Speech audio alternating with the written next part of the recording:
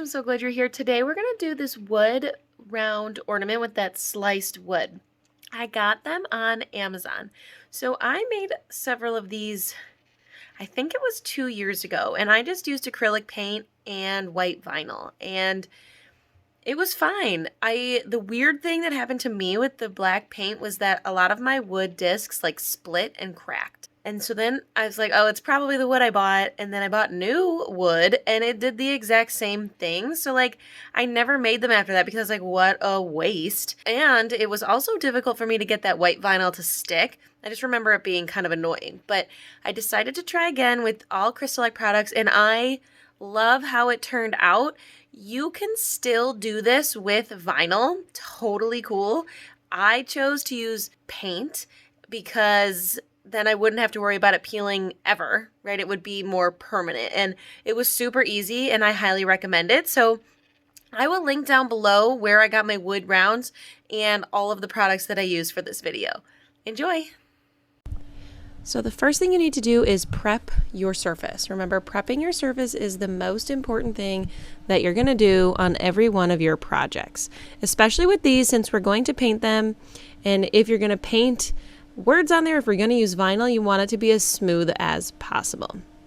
So I'm using 220 grit sandpaper and just giving each one of these a light sand. Then you need to clean the surface because you need to get all of that dust off of there. I'm using a damp cloth. You could use a damp cloth. I'm actually using a paper towel, and you're just going to wipe your surface clean. So I decided to use black gloss, and I'm just going to use a paintbrush to spread it around. Now, I personally like to leave a little border. Now, this is 100% optional, and it does, make this just like take a couple minutes longer, but I like to leave a border between like the light wood and the edge. I don't know, I like the contrast and I like how it looks. So I like to spend a couple extra minutes painting this surface, but you definitely can just take the black all the way to the edge. It's totally up to you. So I'm just using a Taklon brush and spreading around my black gloss. I'm gonna let this dry for 4 hours.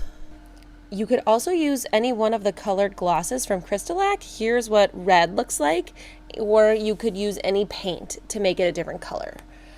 Now, I decided that I wanted it to be a little more rich, so I decided to do a second coat. So I just painted on my black gloss in the same exact fashion, and I'm going to let this dry for 4 hours. But remember to keep your coats thin. You can see here I have it on way too thick, so I had to sort of take it off and put it on my other blank. So after 4 hours, you'll be ready to add your decal. Now I'm deciding to paint on my decal with a stencil. I made this stencil using Oracle 631, and I'm just going to use my squeegee to make sure it's nice and attached to the ornament.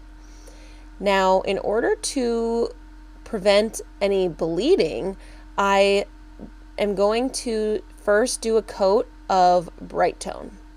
So what I did was I just took, actually it's Extreme Protection. You could use either one, but I just put a little on and I spread it around with my finger. I let this dry for 4 hours, and I actually did 2 coats. Because I'm painting on my stencil, I didn't want anything to bleed underneath that stencil. So I'm using Universal White. You could use any of the Crystalac paints. You can tint it, you can make it colorful, you can do whatever you want, but I love how it looks a little more rustic, if you will, with the paint, and I ended up doing 2 coats. So I did this first coat and I let it dry for 4 hours, and then I did a second coat because I just wanted it to be a little bit more vibrant. But you can do whatever makes you happy. There's no right and wrong way to do this. But you can see that when you pull up the stencil, the lines are super, super crisp and they look really, really good. Now this one, of course, I obviously messed up. Like, don't do that. Be careful when you're painting. But you can see that on both of these, the paint is just like super crisp. Now, if you have a decal and you're having trouble getting off your vinyl, you can take your tweezers, which is what I had to do to get these little pieces off of the blank. So because I used paint, I didn't have to do any sealing over the top, so I just attached my bow.